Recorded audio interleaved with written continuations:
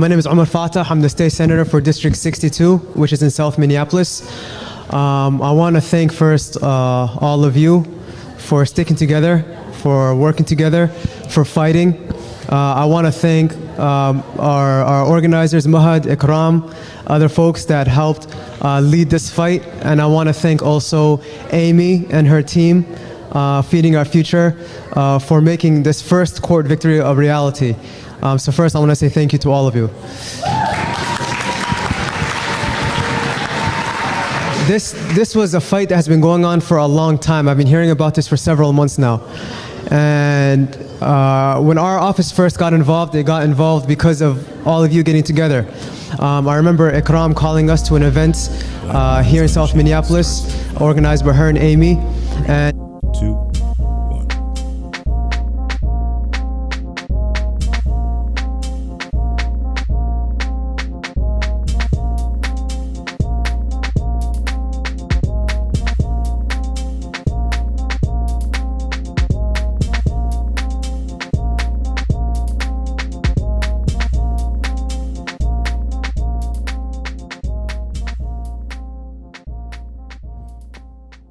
what's happening, people? What's happening? What's going on with you?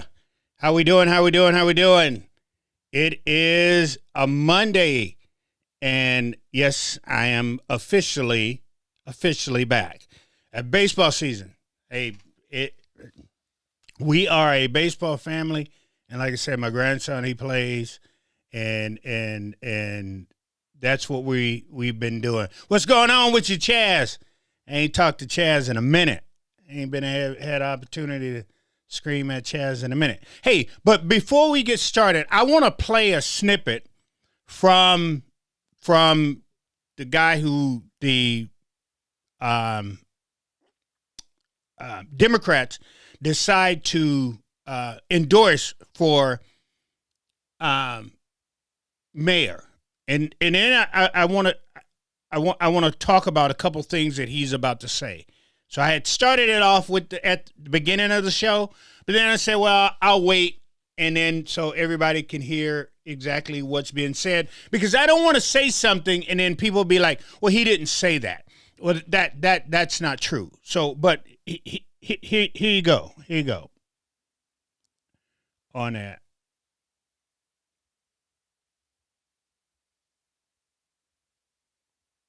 It's Omar Fatah. I'm the state senator for District 62, which is in South Minneapolis.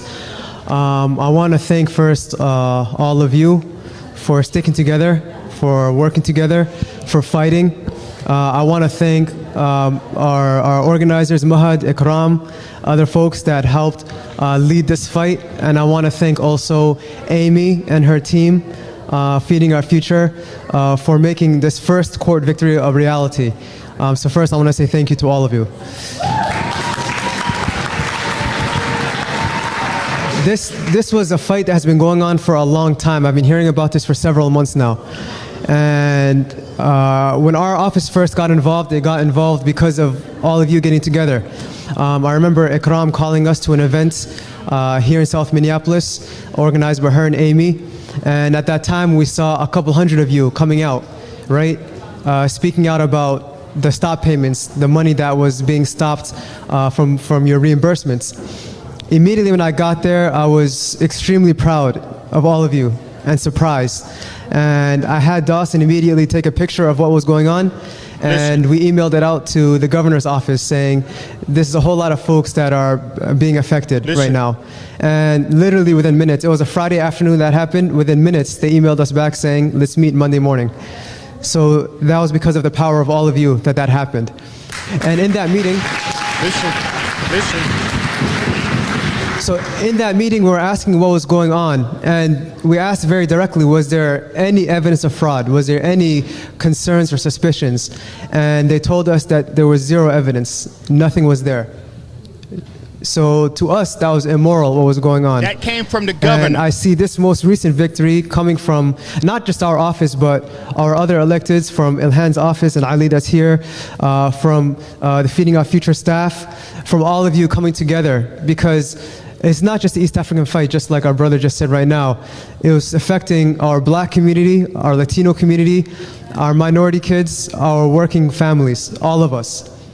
And MDE and the state that's already failing all of us, coming in consistently last in terms of servicing our... I wanted to play that because I really wanted you guys to hear it, not from me.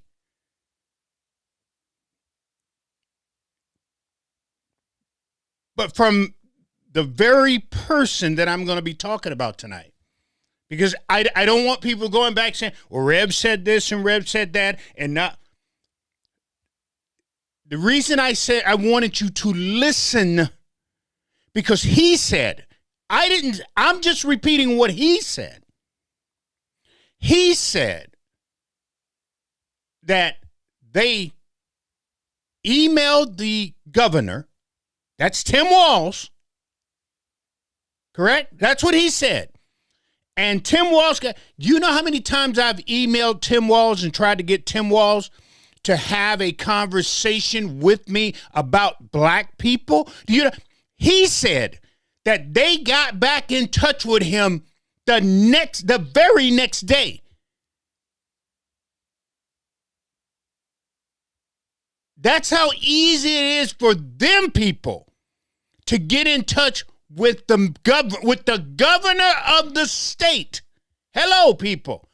But I've got black kids being shot in the street, and I cannot get Tim Walz to give me a minute of his time, but only thing they have to do is email him. And he will answer ASAP. He said it. That's what he said. He said it right there. That's the part I really wanted you guys to understand. And I'm trying to get black folks to understand that whole situation. The Democrats don't give a damn about us. They will kowtow to these people like you would not believe.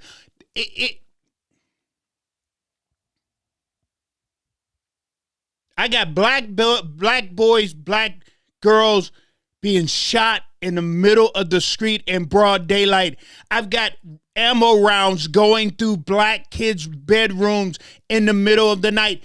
And I try to call this man, and he ignores me. But they call him up. Hold on now. Watch this. Maybe I'm the only one that gets this thing. Maybe I'm the only one that's understanding this here.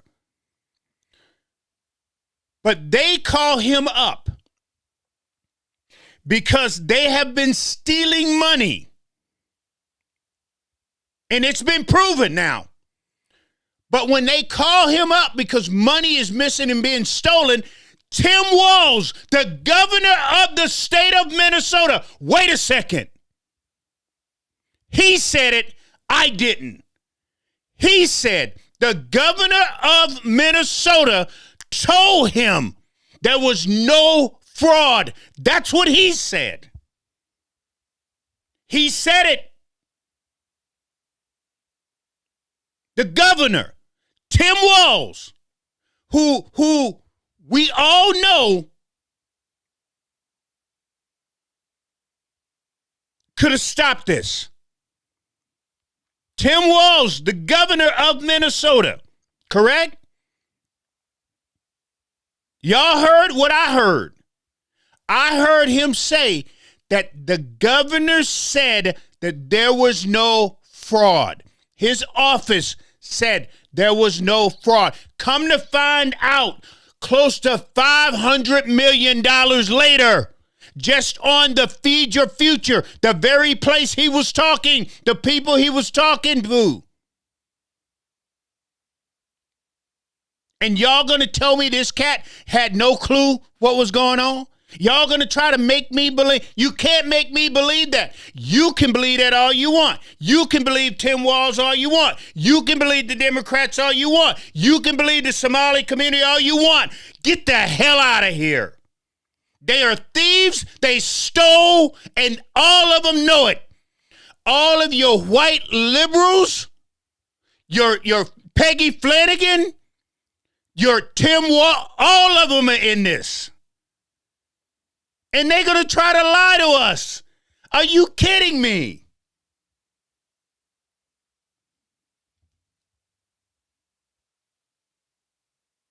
And only thing we going to do as Minnesotans is going to sit back and watch it happen.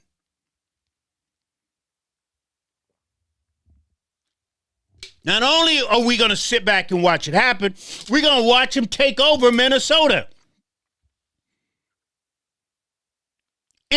Listen to y'all, hold on. Let me make sure that everybody,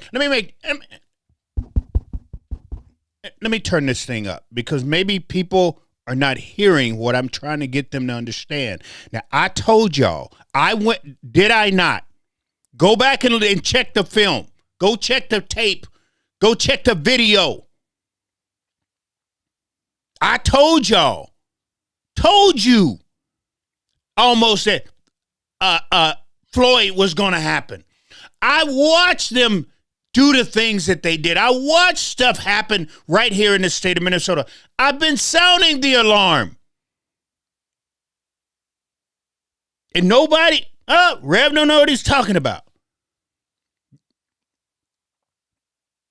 Chaz Neal, he's right here. Chaz Neal has been sounding the alarm. But nope, I don't want to listen to us. We don't know. The reason we know is because we're out in the streets. I listen with the streets. Y'all don't understand what I keep trying to make you understand this. The streets talk. When the streets start talking, you know something about to happen. Something is about to go down. Something is wrong. And the problem that we have is we don't have people in office who understand the streets. So when things start going downhill, at least they can do something to try to fix it or warn the people.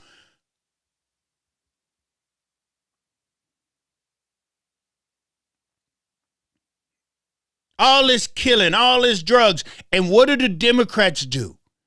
They actually enable this stuff that's going on. They do. And I keep trying to make you understand that.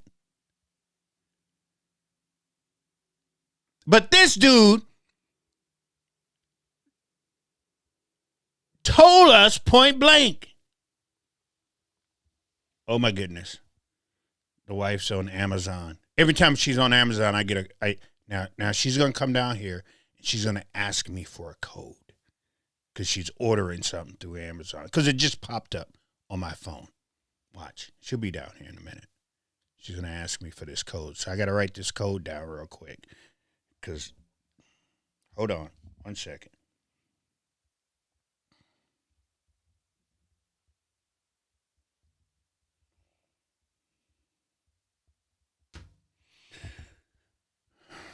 No, I know my job.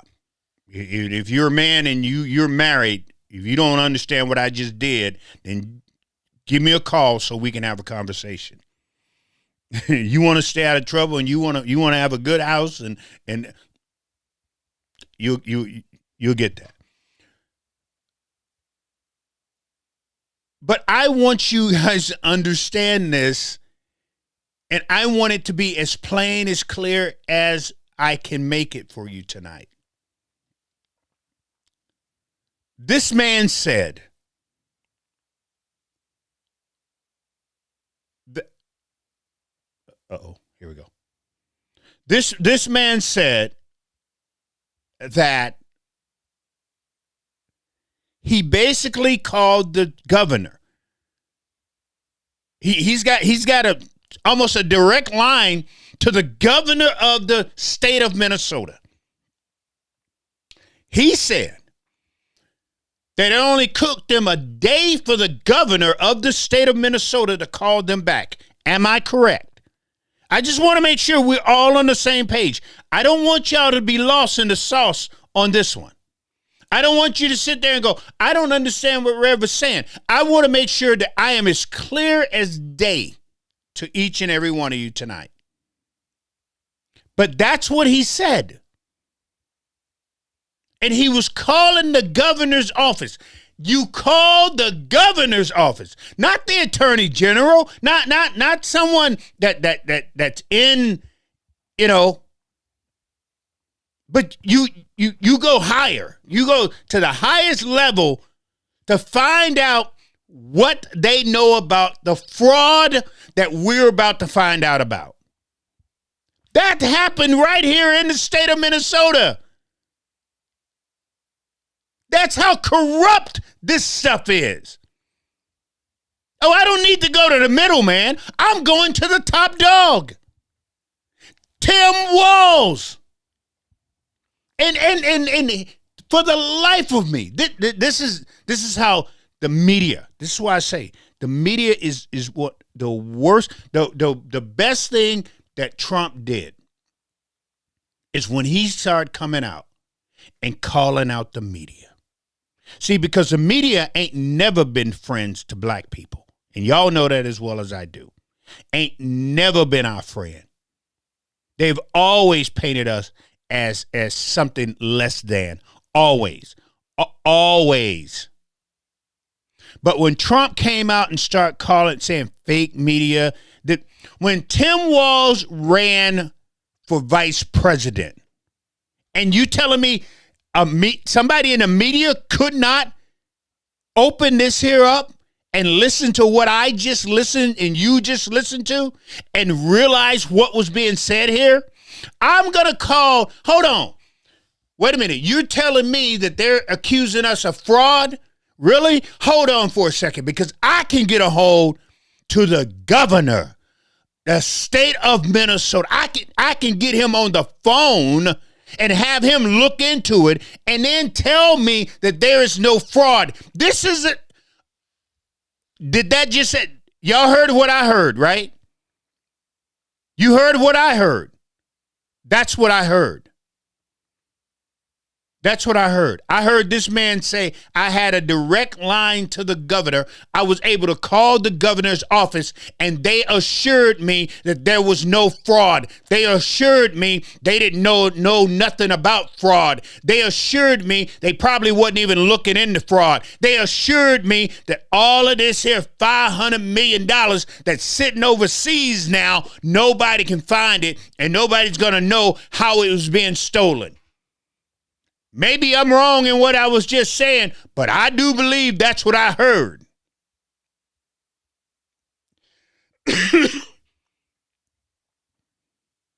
I got black mothers that's looking for places for their kids to go, but I can't get a hold of Tim Walz. I got black kids that's getting shot in parks, but I can't get a hold of Tim Walz.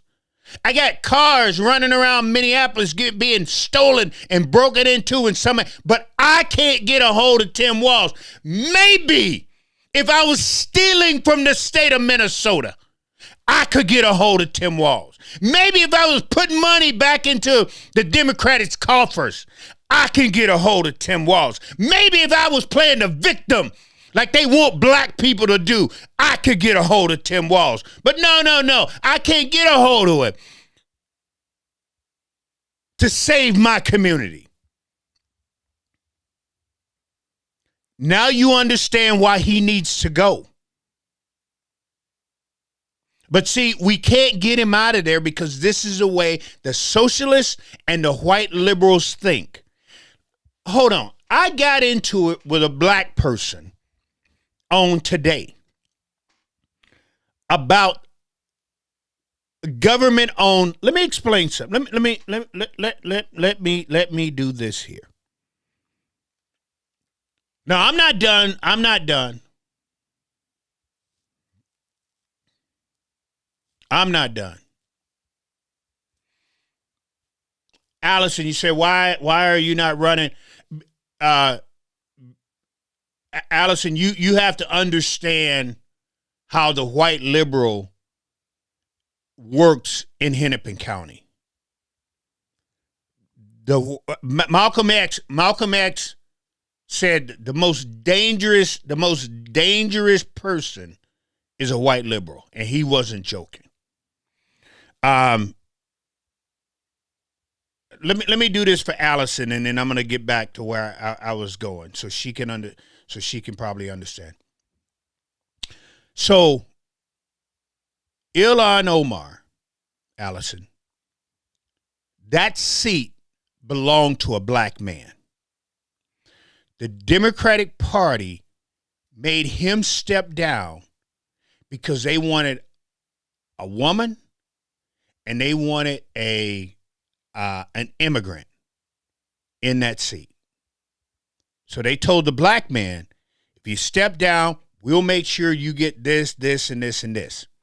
And he did. And they ran her and she won. That's the power in Hennepin County that your white liberal have. The guy who wants to be mayor of Minneapolis now, the socialist, his seat was held by a black man. They ran ads against the black man to get him out of that seat, to put this Somalian in that seat. That's how he got started. That's what happened. So what I'm telling you, Allison, is it doesn't matter what I do. I could run for mayor, sure, in Minneapolis. But I will be up against the white liberal.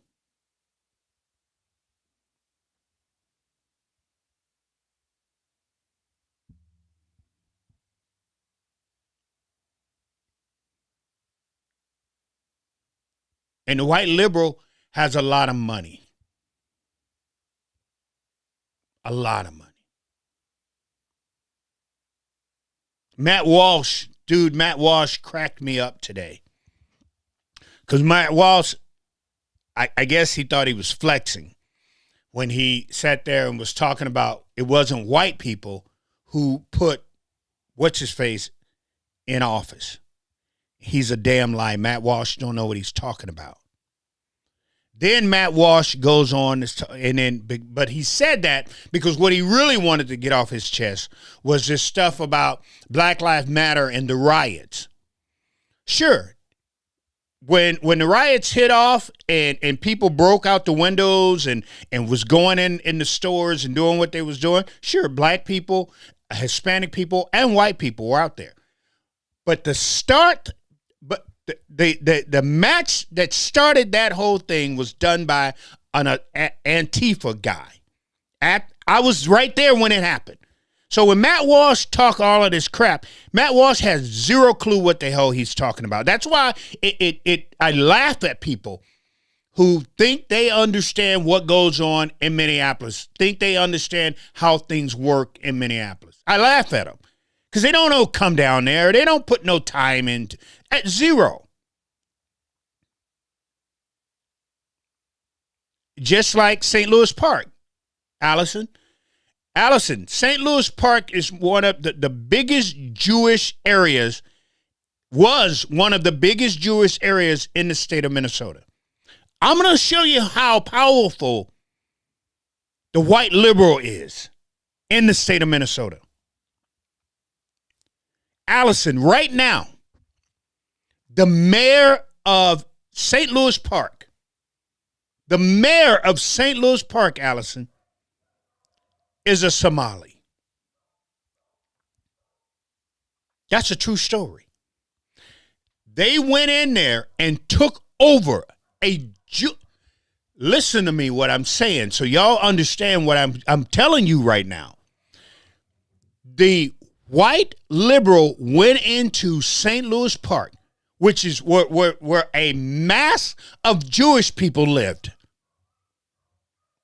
and moved in Somalis. And over time, the Somalis overtook the Jewish area in St. Louis Park to the point to where they were able to get a mayor that is Somali in St. Louis Park. If you don't understand. Yes, Allison, they did. And this is what I'm telling you. This is the power. Why you think Republicans don't mess with these people? There's a reason Republicans can't get into Hennepin County. because they have listen to me. The Democratic Party inside of Hennepin County has gotten people to the point to where Republicans are mud. But Republicans kind of did it to themselves. They kind of did a little bit to themselves that the Democrats did not have to do a lot. But what the Democrats did is they put up a blue wall all around Hennepin County to the point to where Republicans will not run as Republicans. They run in Hennepin County. They run as independents. They don't even talk. They don't even talk Republicans. They don't tell people they're Republicans. You don't hear them saying Republicans. Nothing. That's how bad in Duluth, in Rochester, in Hennepin County, in Stearns. That's how bad the name Republican is in this state. Now, you go outside to the Rocks and Cows, outside to the rural area. Oh, they're proud to be Republicans out there, but they don't ever win statewide. They win their little area, and that's it. That's it. Nothing else. So because they don't win anywhere else, Democrats rule. Donald Trump didn't even win here. Trump didn't even win. He wasn't going to win, regardless of what your Dustin said, or any other Republicans, or your Tom Emmers and all of them. But I'm going to get into that here in a little bit. But I just want to make sure that we're all on the same page and understand how bad Tim Walz let this state get. How bad it was. Look, there was so many holes in the boat long before the Feed Your Future, Medicare, whether it's the traveling expense thing that they did. There was so many signs of fraud, so many signs of stealing, so many signs of money from one group. And that one group had the keys to the state to the point to where they could call Tim Walz's office 24 hours a day, 7 days a week. And people like myself who are out here hugging mothers who has to identify their kids up under a sheet by his shoes, I cannot get 15 minutes with this man. I could not get this man to give me 15 minutes.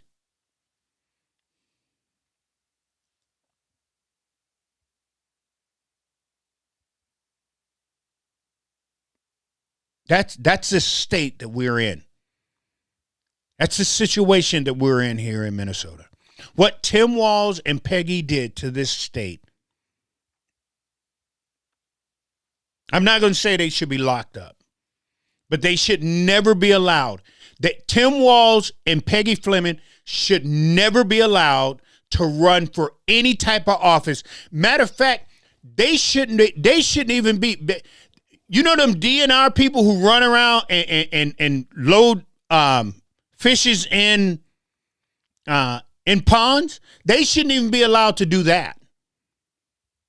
You know them people who run around and clean out they shouldn't even be allowed to even go to the biffs, clean the biffs out. That's how bad they have left this state. But here is the problem with that. The white liberals, the ones who sit there and tell you, look, I went and I got the video, right? When I went to when Bernie Sanders was in northeast Minneapolis. And it was Bernie Sanders that was there, Tina Smith that was there, Amy Craig that was there, Ilhan Omar that was there. I was at the school.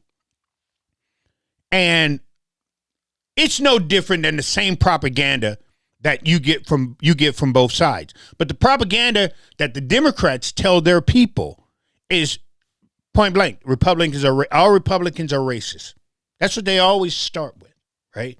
How racist the Republicans are, how bad the Republicans are. The Republicans are not for equal justice when it comes to police. That's what they tell them, which, the equal justice when it comes to the police part, they're right on that.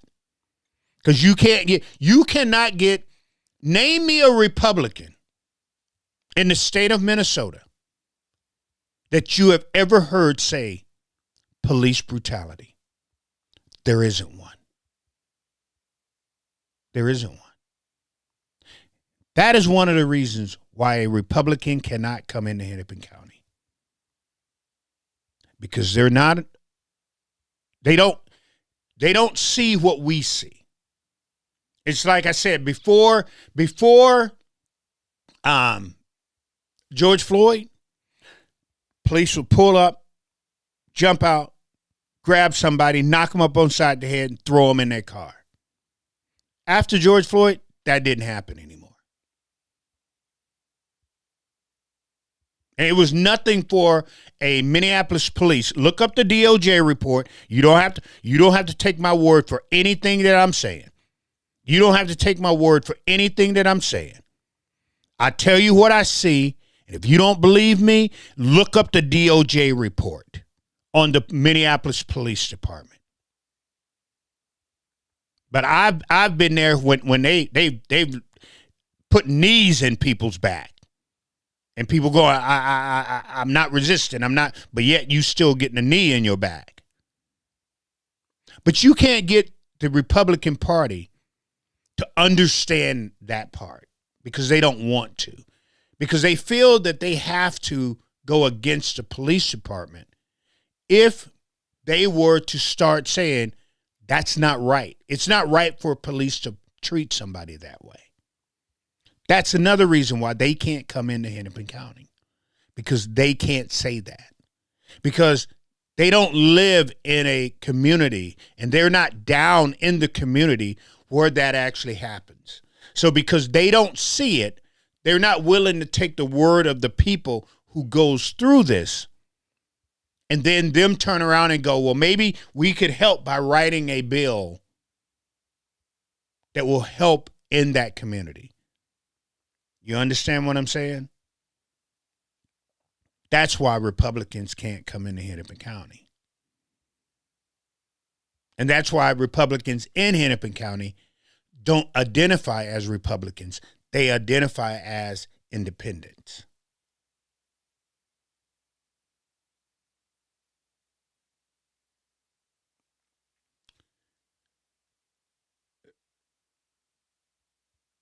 So, Allison, you say,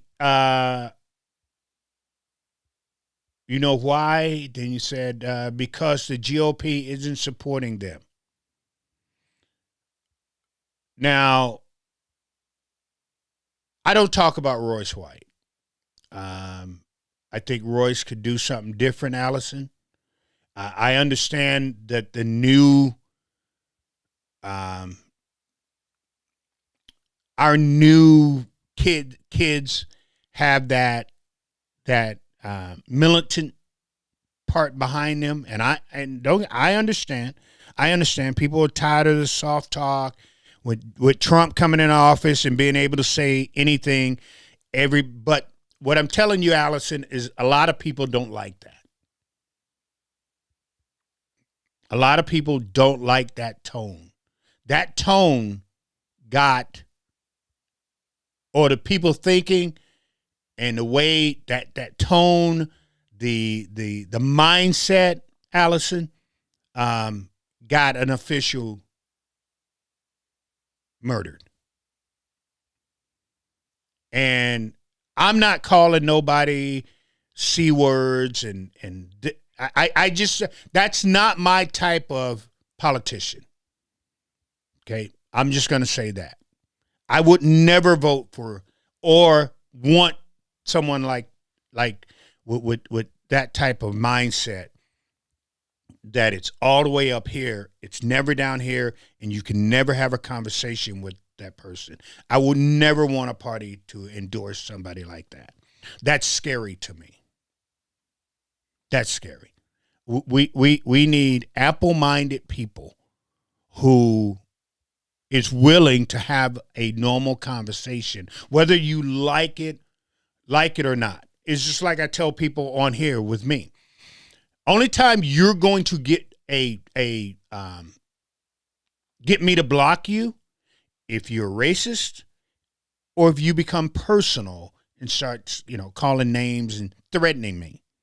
Because I've been threatened on this here from somebody who was loudmouth, from somebody who called names. It's not about, you say, look, the GOP, who the GOP is supporting.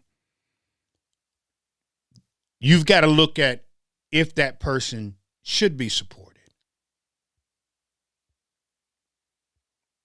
Think about that. If that person should be supported. Regardless of what that person say, look at that person and go, should we support that person?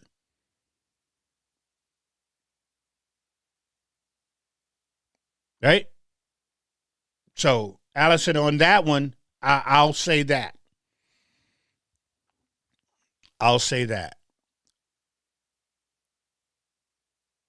Anyway, I just want to, before I go any further here, I just want to say thank you to Elon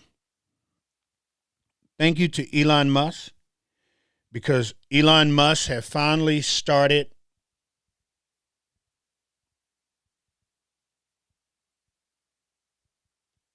for those of you who probably don't know who this is, who has 189,000 followers. It's probably one of the racist accounts on Twitter. And it's about time that Elon Musk clean this thing up. And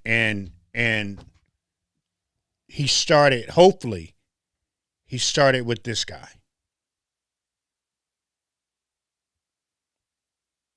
Hopefully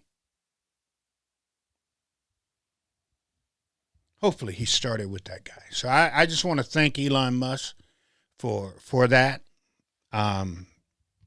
because there shouldn't be, on a place where so many people come together. And I've enjoyed talking to people. As a matter of fact, I just went to breakfast with somebody that I met right on here. But for so many people who come together on this thing that is trying to make a difference and trying to move forward, that type of crap that person put out is filthy. And for 189,000 people to follow that person, that tells me we have a long way to go in these United States. Now, I know Nikki Haley and I know Tim Scott said that America is not racist. But like I said before, there are racist people in America. Period, point blank. I always tell you, I don't talk about it unless you talk about it. I don't talk. The minute you start talking about, like the lady that sent me the crap that she did about black people on Today, it's on my page. Go look it up. So that's what I always tell people. You don't want me talking about race? Don't talk about it. Don't talk about it. Don't hit me with black people this and black people that and black people this and all this here type of black people, because the minute I start talking about white people, it's funny how I always get white people jumping on my thing talking about I've got a wide brush. Well, my brush is going to be as wide as everybody else's.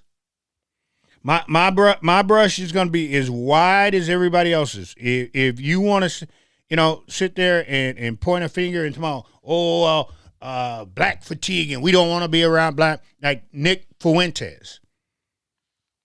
And I don't understand why y'all haven't canceled that cat yet, but y'all love to listen to him.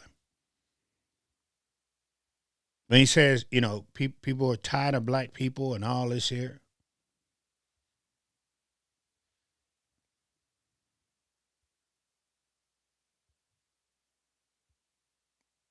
At some point in time, we got to cut this out. I hope and pray that when my grandkids get my age, I hope and pray that this stuff is gone.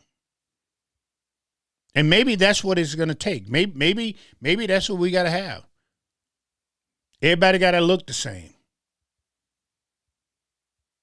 Because right now, there's a lot of little brown kids.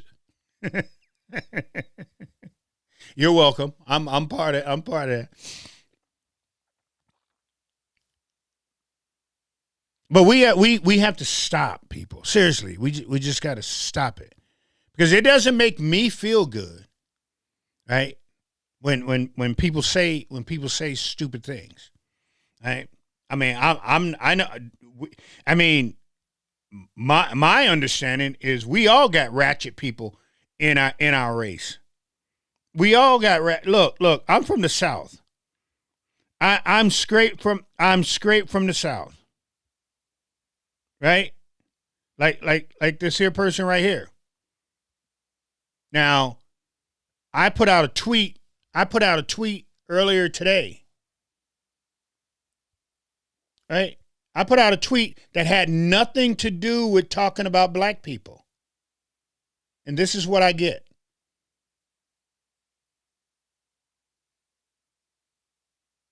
Right? That's what I get. That's on my page. That's on my page. It's that type of stuff that gets me talking about race. It's that type of stuff that gets me talking about white people and the way white people think sometimes. So should I say that? My father is a white man.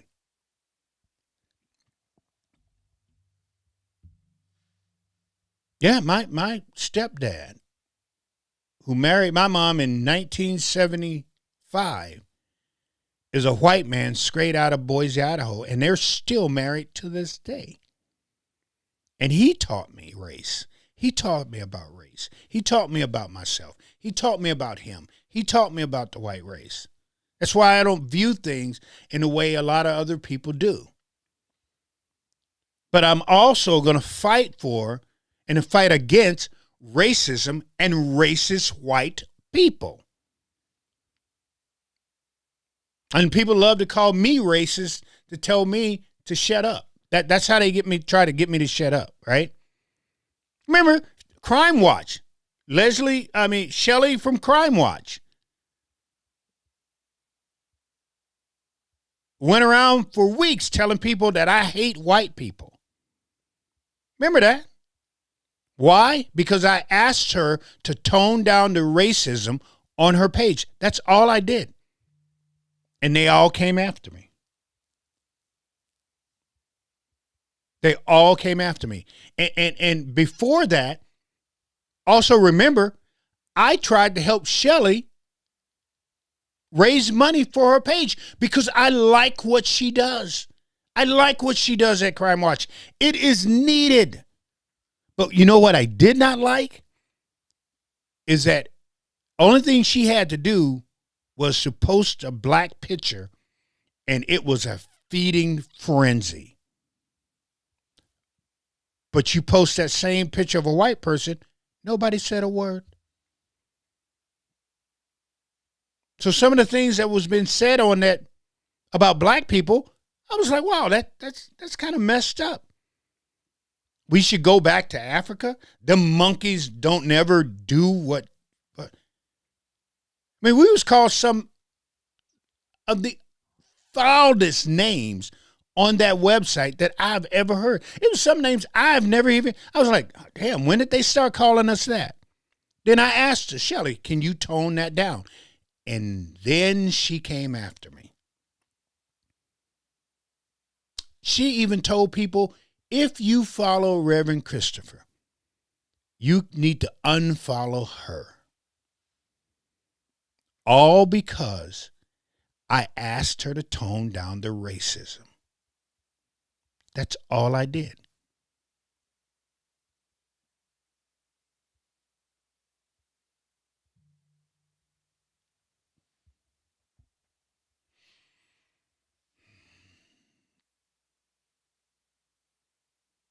So Elon Musk, that's all we're asking you to do.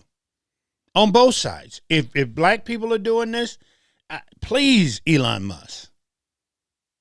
So we can enjoy this page. But you know what? If that's what you want to push. I know he's talking about freedom of speech.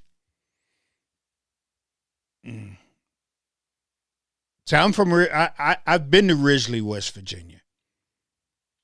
And if you ever been there, you know where I'm about to go with this. I've been to Cumberland, Maryland. If you ever been there, you know where I'm about to go with this. But it's funny, nobody ever talks about those people in that area. The poorest. I know I've been to Mississippi.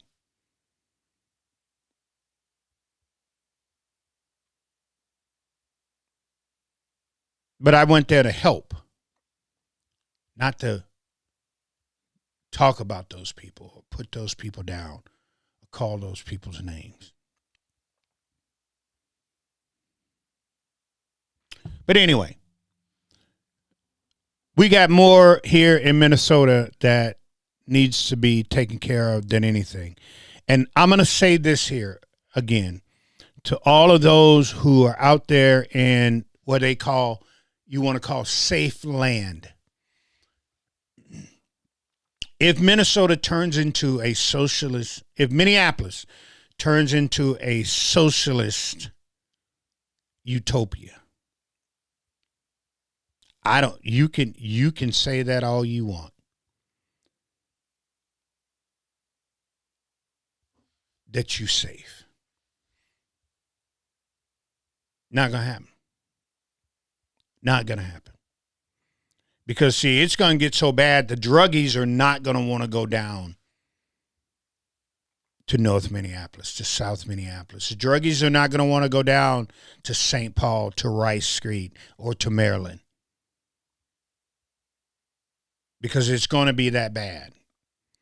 If these socialists decide to, as they put it, imagine a time without the police,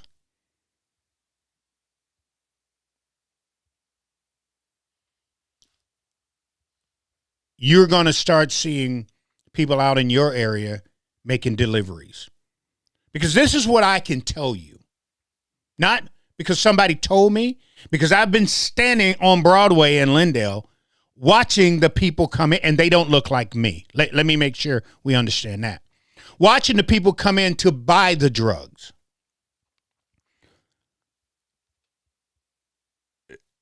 The reason you don't have problems in your community right now is because Minneapolis is an open air drug sale. Nobody is stopping anybody. Nobody is telling them this. Nobody's telling them that. But the police, at least the police being in the area, kind of cools it down and scares people just a little bit. Not much, just a little bit. It scares them enough that they're not coming into your communities. They're not coming out to your neighborhoods.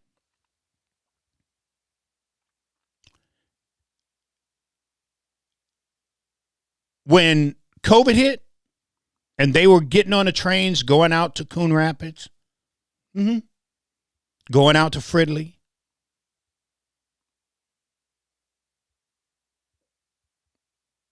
without police, I can guarantee you they're going to be going a lot further. Allison said, I grew up on 9th and Newton Avenue North. Well, Allison, you can go over. You can still go over there. You can still go over on 9th and Newton, but don't go over. Don't go over across 55 though. I wouldn't go over there. You know, people don't ride bikes past Plymouth. Now, they'll ride bike up and down Plymouth because the police station is there, Allison. But they won't go down Penn. They won't go down to 36. They won't go down to 35th. They won't go down to 37th because that's Fentanyl Alley down there. I posted a picture. I posted a picture of an apartment building that was just trash, completely trash. People got mad at me, and if I see it, I'm gonna show you. People got mad at me. It's sad that the city council member in that area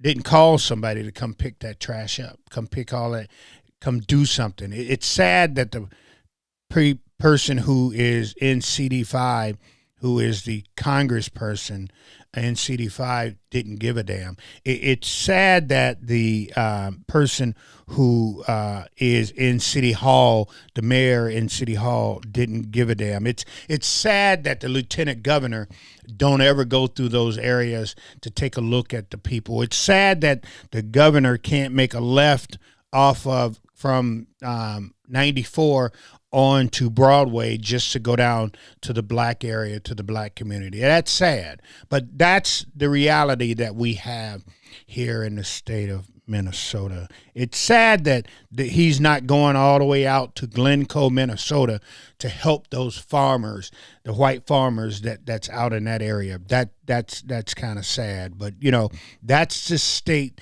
that we live in here in Minnesota. It's sad that he's not out trying to figure out how do we get some of these white people out of these homeless camps that's in Minnesota and back into their area and actually getting them help. It's sad that don't go on here in the state of Minnesota. Tim Walz and Peggy Flanagan has screwed this state to the point that it's going to take a long time for us to get it back. And I would sit here and I would say something like, well, the Republic.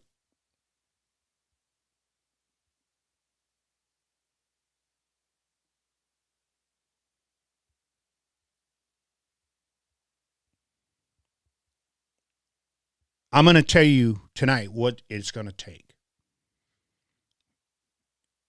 It's going to take us, Minnesotans. It's going to take the people of Minnesota. See, because when you give these people power, you're not important anymore. The power is important.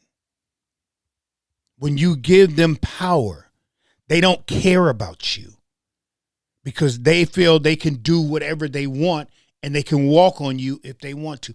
But if we as a people of Minnesota was to finally come together and we would stop the goofy shit and work together and build together, we can turn this thing around. But what I'm telling you right now, and I'm making myself as clear as day, mark down this day, if we don't stop it and come together, because the Democrat Party has put it in motion, we're not going to be able to stop what's about to happen here. No, listen to me. See, what y'all don't understand is a lot of people don't realize the difference between Christianity and other religions. See, Christianity was built on what? Helping thy neighbor. And you got the other religion, they were built on takeover. Go somewhere and you take it.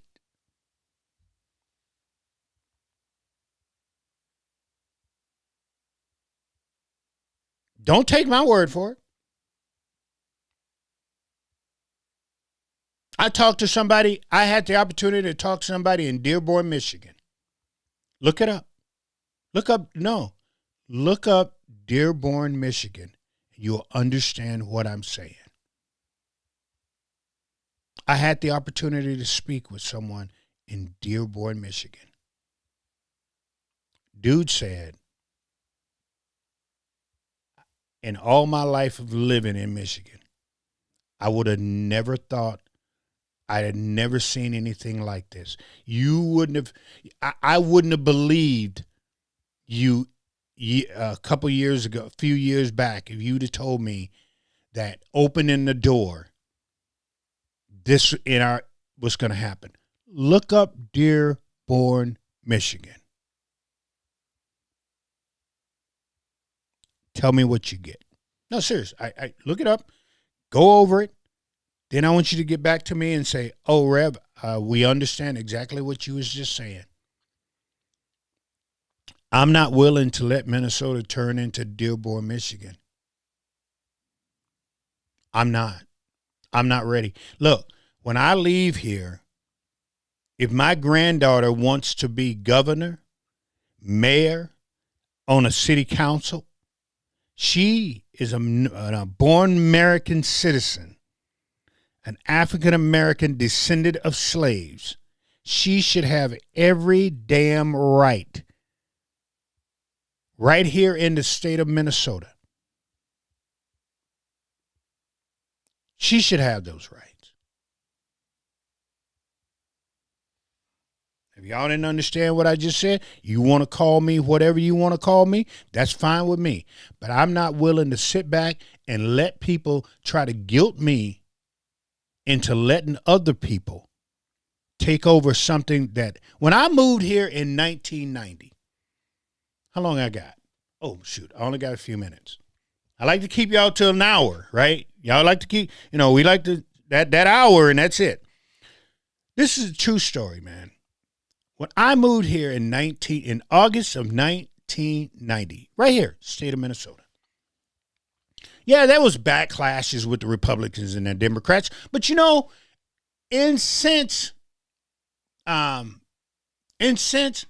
way, they kind of got along.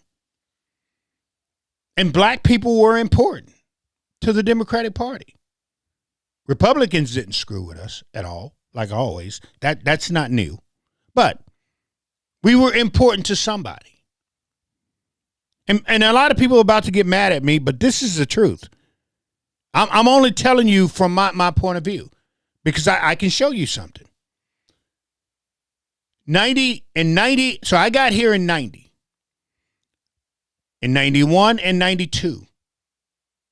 I could go anywhere in Minnesota, in Minneapolis, in St. Paul I wanted to. Anywhere.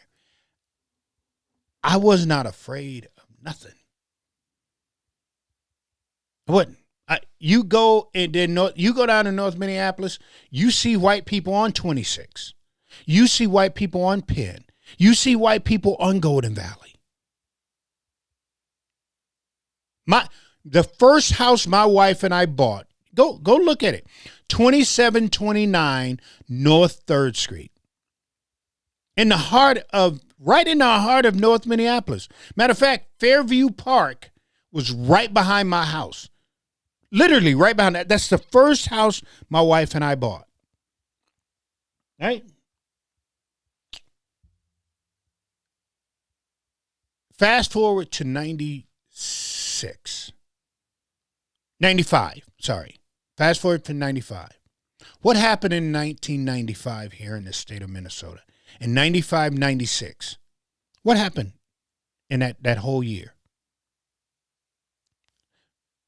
Chicago happened. That's a true story. I watch. I know this is. I'm telling you with my own eyes. I know a lot of people get pissed when I point this out, but I'm gonna be real. Chicago happened. In 93 and 94, we had a few Somalians come in, but they They didn't know they were around. They had zero clue what was going on here. But 95 and 96, Chicago happened. What do I mean by that? People from Chicago moved here.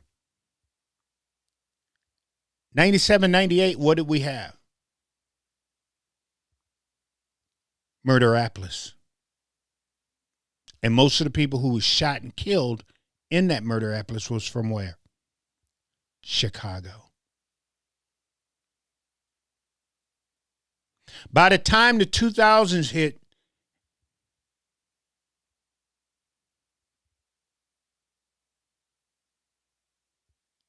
we had more Somalis than you can shake a stick at.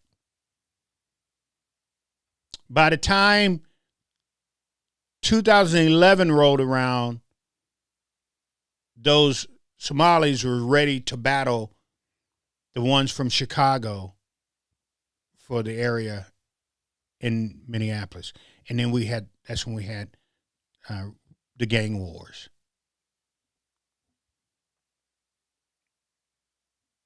Leading up to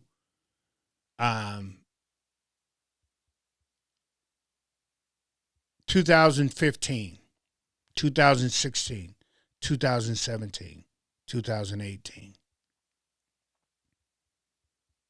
People just shooting each other. When drugs really start coming into, when the city council and everybody start blaming the police for everything, and then the police said, "Hey, if y'all want them to sell drugs, we're gonna let our hands up, and we'll let people come in here and sell drugs, just as long as those drugs don't go outside of Minneapolis, as long as those drugs don't go outside of Maryland and over by this where the stadium is now in St. Paul." As long as they don't go off Rice Street, as long as they Dinkytown, as long as y'all keep the drugs there, we'll keep our hands up and we'll act like nothing is going on. Well, by that time, everybody realized that, hey, we can to the point to where you had kids, 14, 15-year-olds right now selling dope, making $1,000 a day. Dude asked me today, this Judd dude, I'm glad he popped back up. I was talking to Judd, and I was telling him that, these kids, these 13, 14, because a 14-year-old boy just shot somebody, and they arrested him and everything, right? But my question was, how did they get these guns? And what everybody always keep telling me, watch this, always keep telling me is they're getting them out of cars, right? So they're breaking into people's cars, and they're taking their guns. Follow me with this. Follow me with this. Follow me with this. They're breaking in the cars and they're taking guns out of cars. So you're telling me there's that many cars that people leaving their guns in that many cars? Really? Really? But you go to the police department and you ask the police department, how many cases do you have on the books that guns have been reported stolen? And the police says,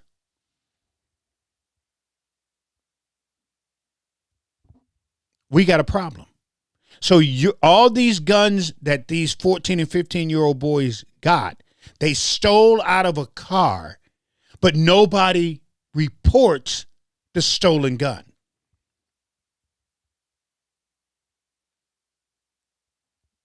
I don't think people think about what they say sometimes when they're looking for a way out or when they're coming up with bullshit. Because that's total bullshit. They're not breaking in the cars. They're not stealing guns out of cars. And people are not forgetting to report their stolen gun. That's not happening. That's a lie. That's what they want you to believe because they don't want you to know the straw purchase. This is what I believe, and this is what I was told. You can go buy a gun for $500 and then go down on North Minneapolis and sell that same gun for $1,000. And if you get caught, you get smacked on the wrist. Now, which one of those stories would you say, would you believe? That people are getting all of these guns. You know how many guns they have to be stolen out of cars? For as many guns as there are on the streets right now? And people are not reporting those guns? If that's the deal, if that's what you're saying, if that's what you're telling me, then I want somebody to write me up a bill today that every gun in the state of Minnesota should be registered. Because if you're telling me that people are stealing that many guns out of these cars and you're not reporting those guns stolen out of your car, and those guns are killing black kids on the streets, I want the guns registered today. I want them registered right now. I want a bill. I will fight anybody who fights me on this. If that's what you're telling me, if you're telling me the way that these black kids are getting these guns, are they stealing them out of cars? They're stealing them out of trucks. But the people who are getting their firearms stolen are not reporting them because the police are saying, we're not getting any reports. But if that's what you're saying, if you're telling me that you don't believe that people are going down in North Minneapolis with a gun that costs $500, but they sell that gun for $1,000. If you say, oh, that's not happening, Rev. Okay, let's go with your story. And if we go with your story, in order to make sure that people are locking their guns up, in order to make sure that their guns don't get stolen anymore, register them. I want them registered. I want them registered. I want every gun in the state of Minnesota, I want it registered. Because if your gun gets stolen and you don't report that gun, and that gun end up shooting and killing a 14-year-old boy on the streets, you're going to jail. Period, point blank. Oh, if that's what you're, no. If that's what you're telling me, then that's the route we need to take.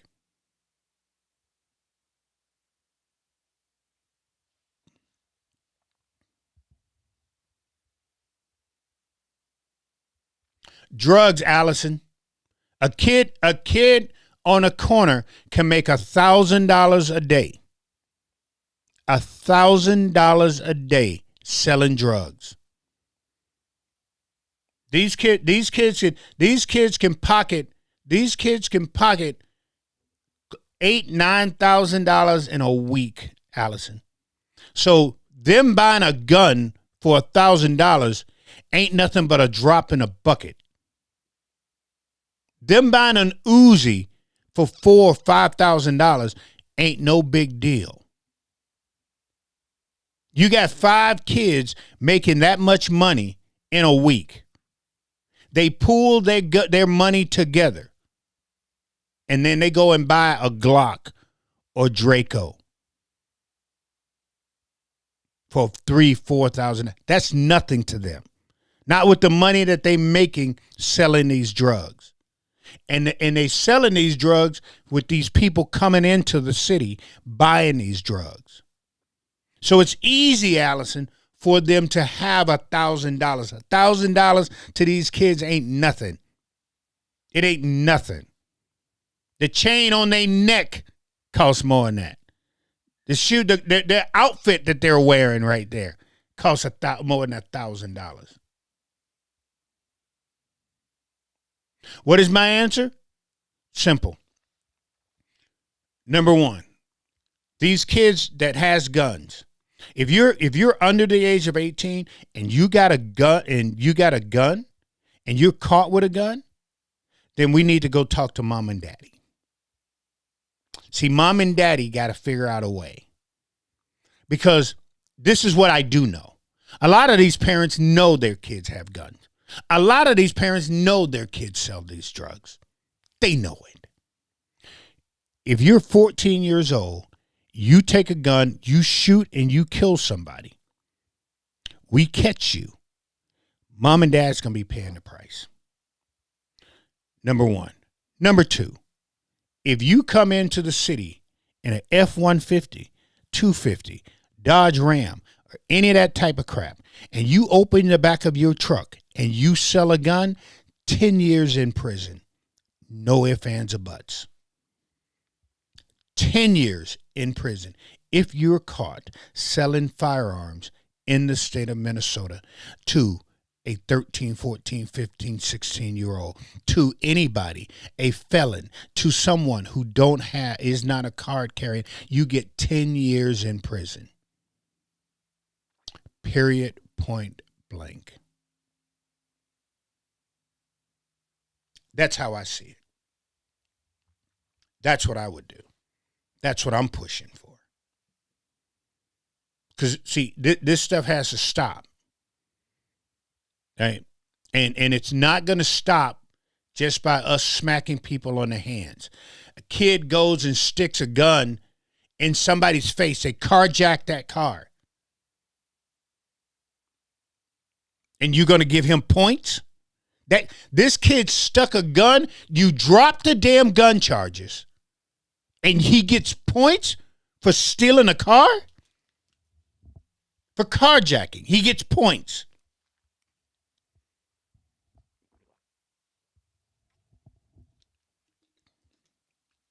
No. This is one of the reasons why I said we need a place like Totem Town. We need a place for these kids to go. Now, you're not going to get 100 kids in there at a time.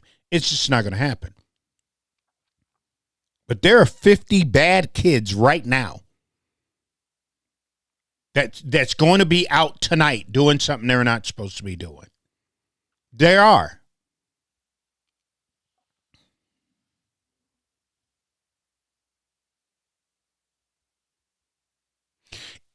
If a kid shoots someone and let's do this here. If a kid shoots someone and they kill somebody, then they've got to do about 25 years. No ifs, ands, or buts. I mean, because they'll find a way to let these people out. I don't believe in throwing somebody away.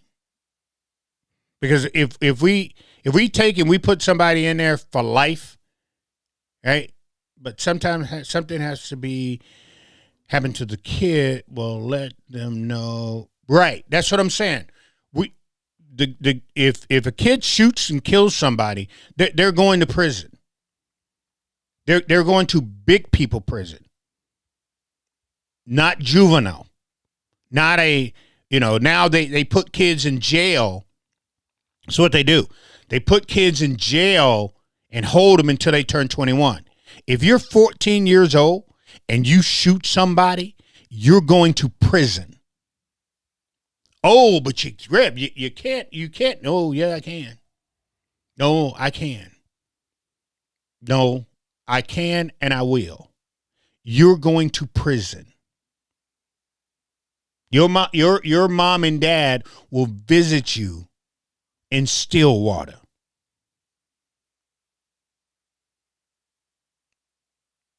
Period.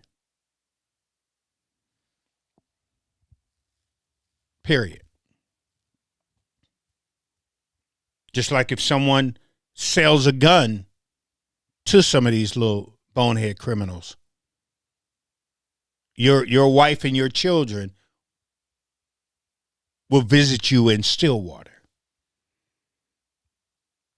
Like I said, we just had a little boy, 11 years old, playing in the park. Two boneheads start shooting at each other. And both of them was under the age of 18. Shot this kid in the head. Just buried this kid on Thursday. That is enough. That's enough.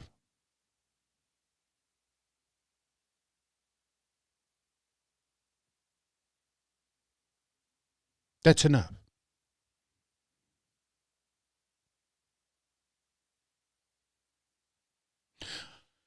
What I plan on, my mindset is this here. We'd have to put the parents on probation or something. We have to fix something out. They would have to pay restitution or pay something back to the parents who were shot. So we would have to do something, because what we can't do, Todd, right? We can't have a mother, like, give you a perfect example.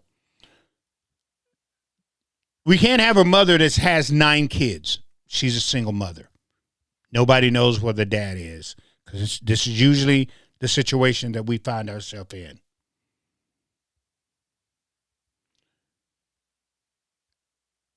So I can't take the mother away from 9 kids.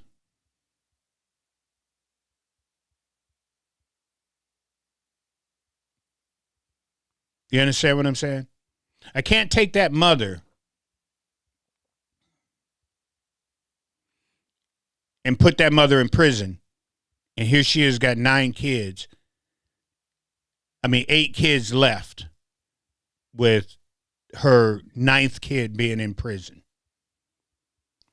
Yes, something needs to happen. We need to put her on probation. We need to do something. But I believe, like I said before, that a lot of these parents know their kids. They know their kids getting in trouble. They know what going on in these kids' life. If your kids come walking in the house with a $400 pair of Jordans, something's up. If your kids are walking around with these chains that I see on these kids, with these bling blings or these diamonds, or the teeth all go, you know you didn't buy those. Come on now. You know you didn't buy the nice jeans that this boy got on, the nice jackets that he's got on. You know that. So where's he getting that money from? And you know where he's getting that money.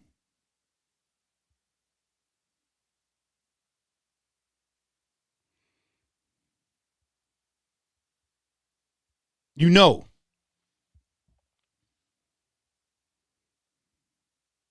Yeah, Todd, I'm not into splitting up families though, man. Not like that. Black people went through that already. That's why we don't know. Half of us don't even know who we are right now. I understand what you're saying, but hold on, Todd. Hold on. Let me finish up with what I'm also saying. I'm also talking about getting that mother help.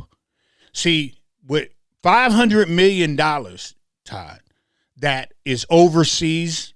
They bought nice cars over there. They bought nice land and bought nice houses, and probably, Todd, funding a war. That $500 million, could have went back into the black community to help a mother who has 5 kids, and one of those kids or 2 of those kids have ran awry. And then we can take those kids from her. And while we're working with the kids in a place like Totem Town, we can also work with the mother to see what's going on with her, to get her some type of help and to get her a good job. I'm not talking about, see, Todd, what I'm not talking about doing is what we do now, right?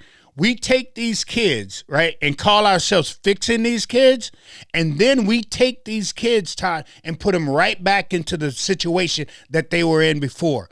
And we don't fix the problem that they come in. They go back to the same problem, and then they end up being the same ones that's out there on the streets doing again.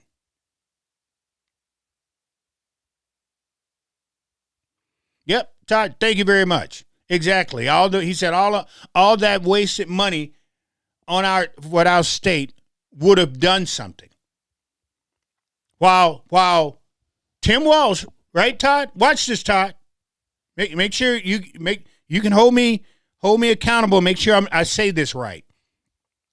So while Tim Walz is making sure that a group of people is not stealing money, which we found out they were stealing money,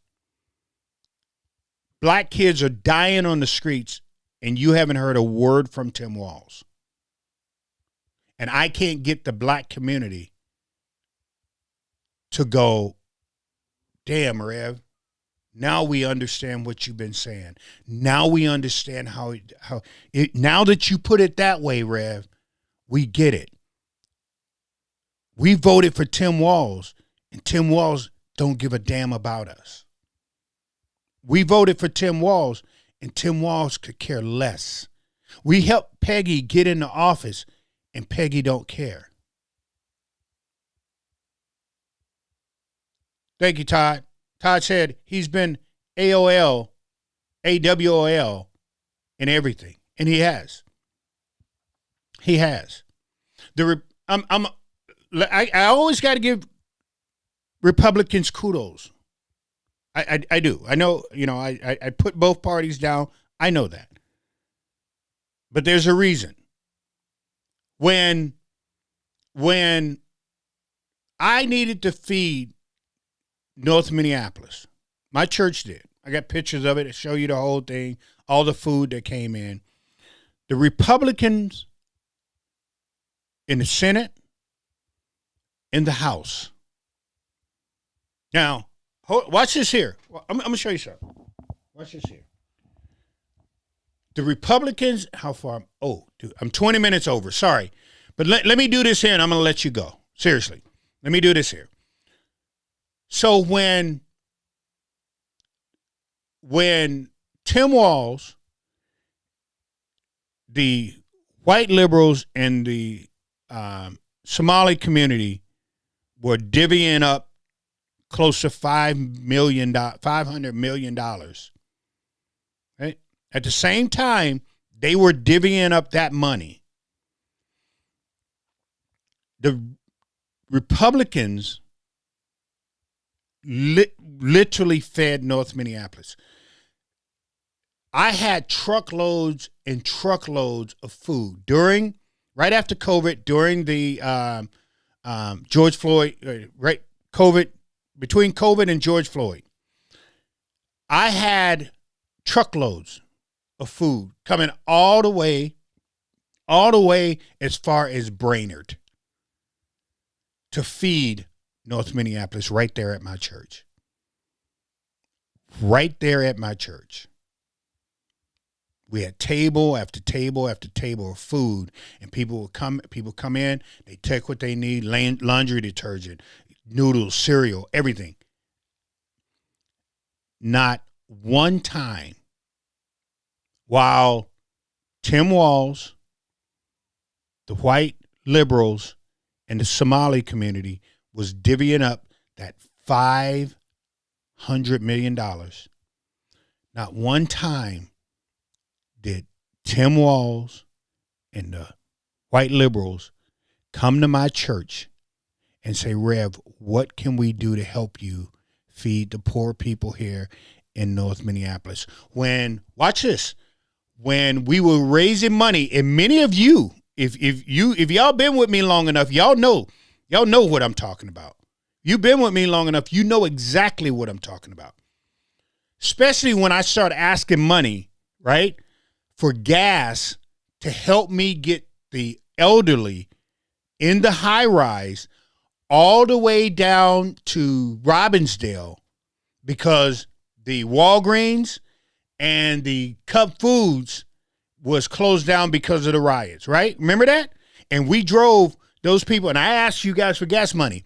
Not one time did Tim Walz or the white liberals come to me and say, Rev, what can we do to help you? Not one time. Not one time.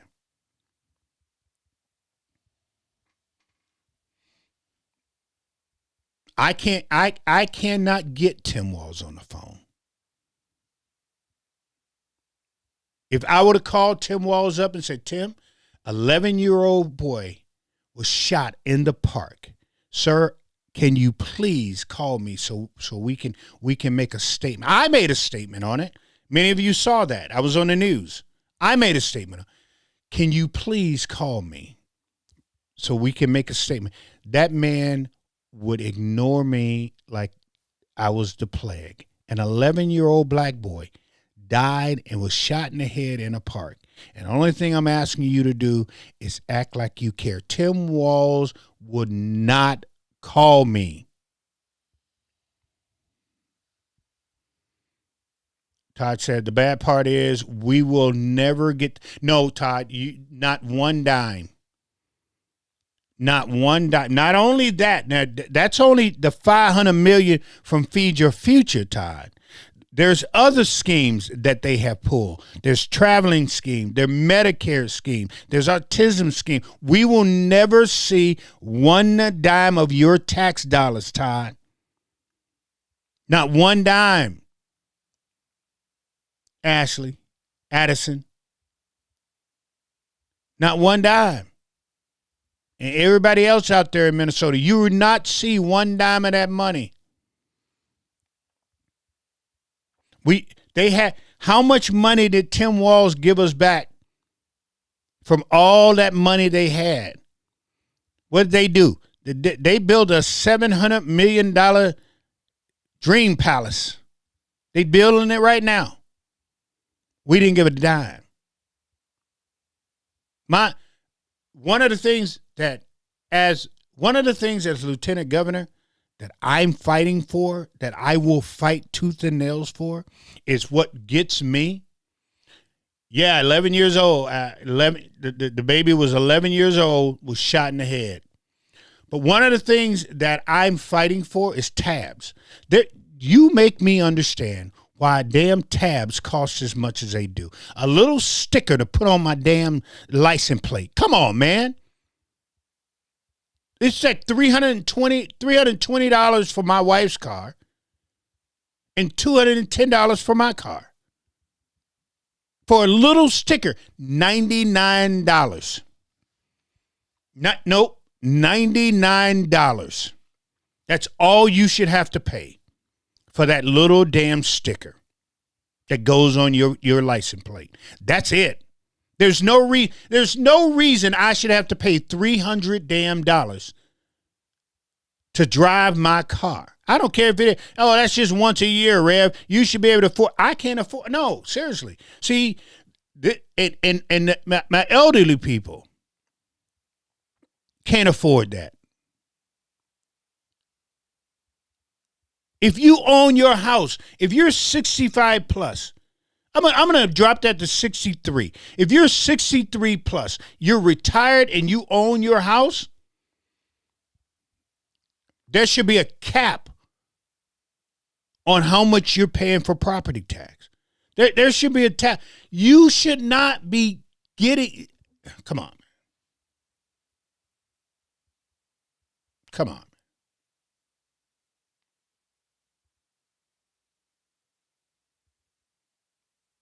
You lived in your house almost all your damn life. And what's stopping you from spending your last days there? The property tax. That's ridiculous, man. We should not be treating our elderly like this.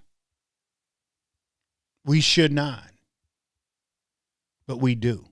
Why? Because we want to tax the hell out of everybody. But anyway, fam, I'm way past my time. Totally my fault. Tell you what, on Wednesday, I'll make sure I give you 20 minutes back. I will make sure I give you 20 minutes back.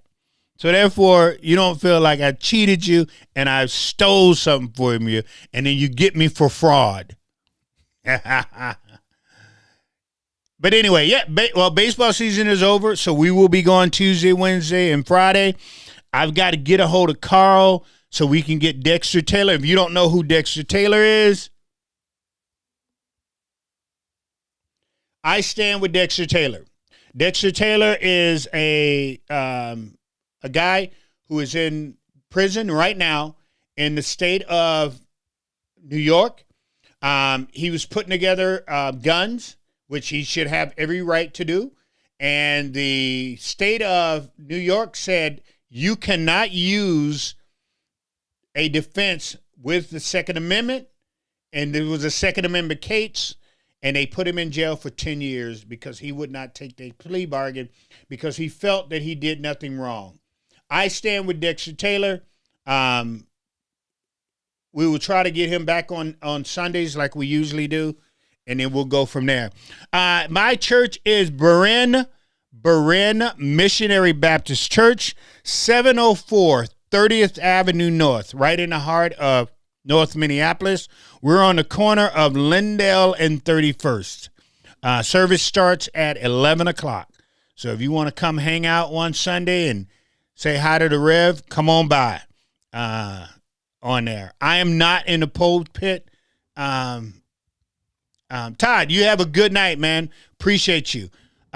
Because of my condition, I am not in the pulpit right now. I can go to the pulpit anytime. If you come by and say, hey, I came to hear Rev preach, I'll make sure I'll find out what day I can squeeze in there, and I'll preach your sermon. What I'm going to start doing is, because I've been asked several times, what happened to my Sunday mornings? Because what I used to do is I used to get up at Sunday morning, 9 o'clock, knock out a sermon here, give you a quick 30 minutes of a sermon, and I got good feedback from that. And a lot of people was like, thank you very much, Rev. I don't go to church, but now I can do this here. As soon as I got to get a backdrop. I got to get a back. Well, come on by. I'll definitely appreciate that. I will be there. Matter of fact, I will be there hold on. Let me make sure. Yeah, I will be there this Sunday. I'm not going to Benetti's church. And what I do, so you have to let me know, because I bounce around to different churches sometimes. But if you're going to come by, let me know when you're going to come by so I can make sure I'm there. Because I could also be in St. Paul, too, to a couple churches that I know there. But, yeah, if you ever want to stop by Berean, just say, Rev, I want to stop by your church.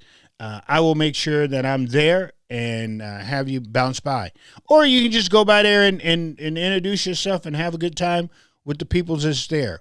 Totally up to you. But anyway, as I was saying, I stand with Dexter Taylor. If you don't know who he is, just type his name in your Google account. Read up on him so you can understand what's going on. I'm going to get with Carl and see if we can't get Dexter back on Sundays now that I don't have baseball or anything else going. Pretty cool. So we bought real quick, and then I'm out of here, I promise. So we bought my grandson. We found this dude, Troy, who used to live next door to me, had this Honda R70 for sale.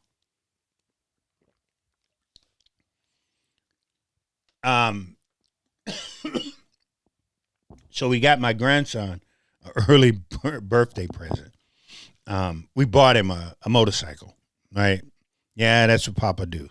Papa lives through I lived through my grandkid. So, because we were so poor, I couldn't even have a bicycle. And I always wanted to buy myself a motorcycle, but because we had kids and things like that, and the wife and I didn't have it like that, I was never able to get a motorcycle. So now I live through my kids. So I'm looking for a place. So if anyone here in Minnesota knows of a place like a dirt track or something like that, I can take my grandson out and let him ride. Please let me know, because I told my grandson, if I find one, I'm going to buy myself something. I'm going to get him probably a nice little 125 or 175, something to ride with him.